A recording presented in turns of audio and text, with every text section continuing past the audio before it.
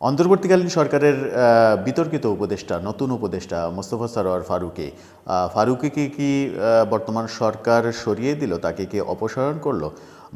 বর্তমান অন্তর্বর্তীকালীন সরকারের এই উপদেষ্টাকে নিয়ে অনেক বিতর্ক তৈরি হয়েছে, অনেক রকম সমালোচনা তৈরি হয়েছে। সেই সমালোচনার মুখে সরকার নাকি তাকে অপসারণ করেছে, সেরকম খবর রটে গেছে।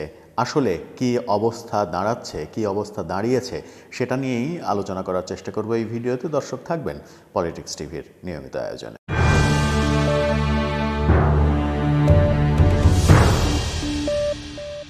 সামাজিক যোগাযোগ মাধ্যম এবং গণমাধ্যমে ছেয়ে গেছে ফারুকীকে নাকি অপসারণ করা হয়েছে। সামাজিক যোগাযোগ মাধ্যম ফেসবুকে ঢুকলেই দেখা যাচ্ছে আউট, 0 রানে আউট, 0 রানে বোল্ড আউট, এরকম পোস্ট, হাজার হাজার এরকম পোস্ট দেখা যাচ্ছে। এরকম পোস্ট ভাইরাল হয়ে গেছে। উদ্দেশ্য পরোক্ষভাবে লেখা হলেও উদ্দেশ্য একটাই, সেই লেখাগুলোর উদ্দেশ্য একটাই, মোস্তফা সরোয়ার ফারুকী তাকে অপসারণ করা হয়েছে। বর্তমান সরকার নাকি তাকে অপসারণ করছে, অপসারণ করে দিয়েছে, এরকম খবরই রটে গেছে। গণমাধ্যম কি বলছে? গণমাধ্যম এখন পর্যন্ত নিশ্চিত করে কিছু বলতে পারেনি। দৈনিক ইত্তেফাক বাংলাদেশের অন্যতম প্রধান পত্রিকা এবং অন্যতম পুরাতন পত্রিকা দৈনিক ইত্তেফাক বলছে, প্রধান উপদেষ্টার প্রেস সচিব আজকে একটা পোস্ট দিয়েছেন। সেই পোস্টে ফারুকী এবং তিশার সঙ্গে তার একটা ছবি দিয়েছেন, হাস্যোজ্জ্বল একটা ছবি। সেখানে লিখেছেন জনপ্রিয় অভিনেত্রী তিশা এবং পরিচালক ফারুকীর সঙ্গে, এরকম একটা লেখা লিখেছেন। এবং সেখানেই তিনি জানিয়েছেন যে তিনি প্রধান উপদেষ্টার সঙ্গে আগামীকালকে দেখা করবেন, তার কর্মপদ্ধতি, তিনি কি করবেন সেগুলো নিয়ে আলোচনা করবেন প্রধান উপদেষ্টার সঙ্গে।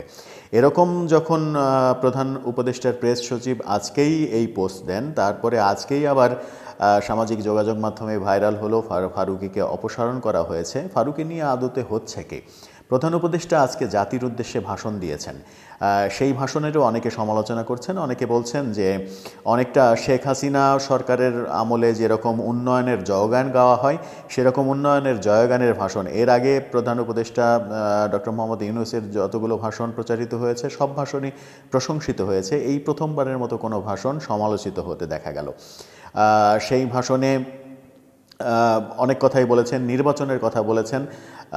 সেই ভাষণটা তিনি যেদিন দিলেন, সেদিনই মোস্তফা সরোয়ার ফারুকীকে অপসারণ করা হলো, এই খবরটা রটে গেল। আদতে ভেতরে কি ঘটছে?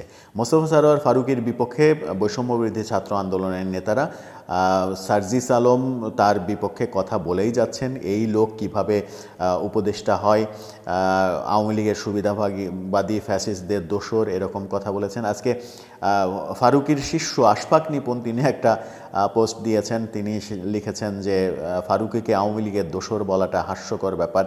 অর্থাৎ তিনি মানতে পারছেন না আওয়ামী লীগের দোসর ফারুকী, কিন্তু আওয়ামী লীগের আমলে আওয়ামী লীগের পক্ষে বিশেষ করে জোনায়েদ আহমেদ পলক, আশরাফুল আলম খোকন এবং শেখ রেহানা পুত্র ববি, তাদের পক্ষে গুণগান গাওয়ার যেসব পোস্ট আমরা দেখেছি, সেই সব পোস্ট বলে দেয় যে আওয়ামী লীগের সুবিধাভোগী মোস্তফা সরোয়ার ফারুকী।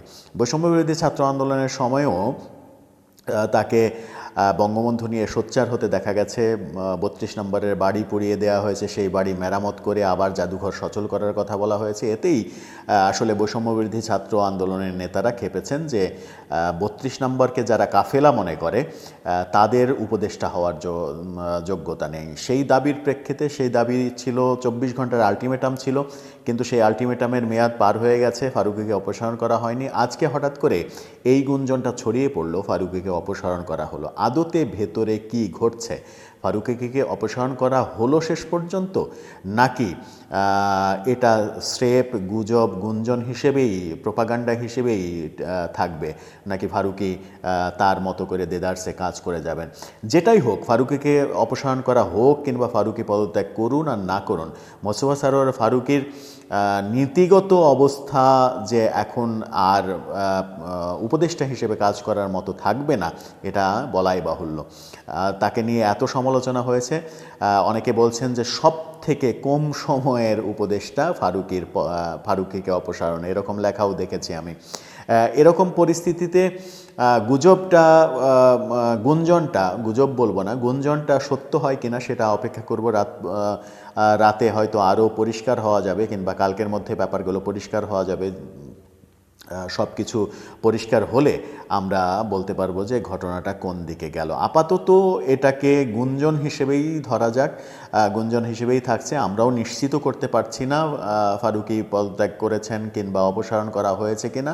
দর্শক, আপনার কি মনে হয়? আপনার কাছে কোনো অথেন্টিক খবর যদি থাকে, আমাদের কাছে যেটা নেই, সেরকম খবরও যদি থেকে থাকে, নিশ্চয়ই কমেন্ট বক্সে লিখে জানাবেন। সেটা নিয়ে আমরা যত রাতই হোক সেটা নিয়ে আবার আপনাদের মাঝে ফিরে আসব।